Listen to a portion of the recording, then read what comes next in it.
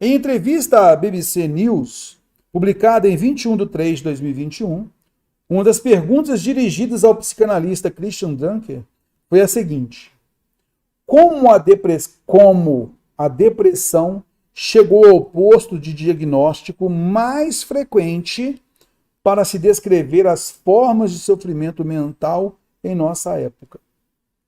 Então veja aqui as palavras-chave. Como a depressão chegou ao posto de diagnóstico mais frequente para se descrever as formas de sofrimento mental em nossa época. Então, a depressão, pelo jeito, tem levado o número. Ela é o diagnóstico mais frequente das formas de sofrimento mental em nossa época. Como a depressão chegou a esse posto, a esse nível? Assinale a alternativa que apresenta a resposta correta a essa pergunta. Bora lá. Se for para virar à noite para entregar a pauta, você vira à noite. Se for para trabalhar no fim de semana, você trabalha. Tem a ver com depressão até agora. Se for prejudicar alguém, você faz isso também. Ou seja, a gente foi criando um esquema de relações profundamente ostensivo. É ofensivo para o nosso cuidado de si e para a nossa subjetividade. A desativação do conflito deu muito resultado porque fez as empresas descobrirem. Então, uma relação de empresa, trabalho, não tem relação aí com a forma de sofrimento mental de nossa época, como a depressão. A depressão como um diagnóstico mais frequente em nossa época. Bora. A palavra depressão está aqui, hein? Então vamos lá. Durante 40 anos a gente olhou para a depressão como meramente um efeito de déficit de neurotransmissores. Portanto, não fazia diferença como você fala da sua vida, para quem, como você se entende. Agora estamos pagando a conta de 40 anos que, entre outras coisas, não investiram no que podemos chamar de instâncias protetivas. Nós não investimos em instâncias protetivas, agora estamos padecendo. Ok, mas vem cá. Qual é a resposta aqui das formas de sofrimento mental em nossa época? Esse é o diagnóstico mais frequente. Como a depressão chegou a esse posto, mostrando que é um sofrimento mental de nossa época? Isso não está se falando especificamente. Vamos lá, letra C. Tem teorias que valorizam o conflito, mas há também aquelas que vão dizer, olha, o conflito não é tão importante. Acho que essas outras maneiras de pensar são adequadas ao momento atual. Vamos lembrar de 1989, ano em que o Muro de Berlim cai. É o fim das utopias, da Guerra Fria, de um mundo em que a gente tinha uma geografia muito clara de direita e esquerda, Ocidente e Oriente. Esse é o mundo do conflito. Então, aqui falando sobre conflito especificamente, né?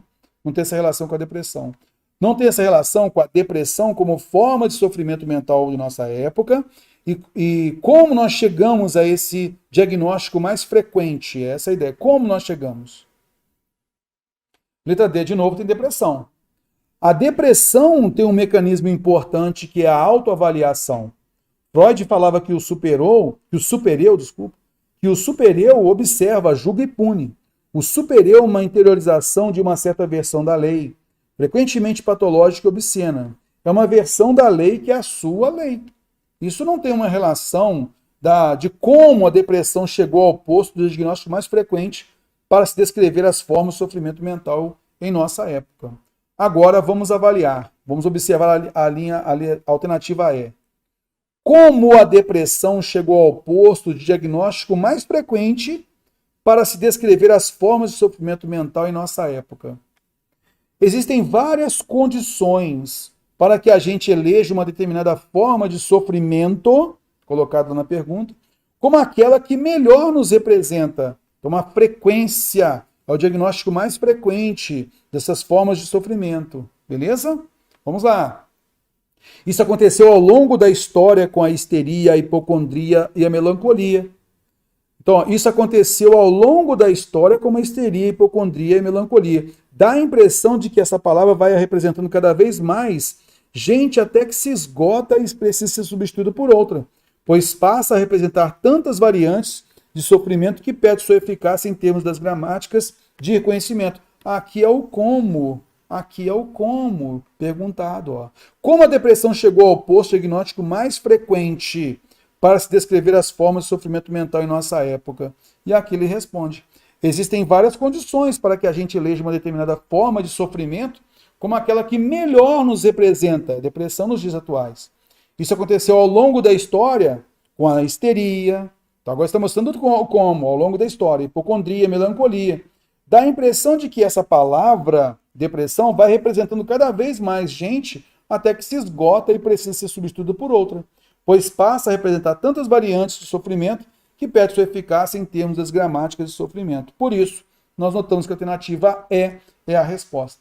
As demais tinham a palavra depressão, mas não mostravam como a depressão agora passou a ser, né, algo de maior relevância na relação do sofrimento na atualidade. Por isso, a alternativa é a correta.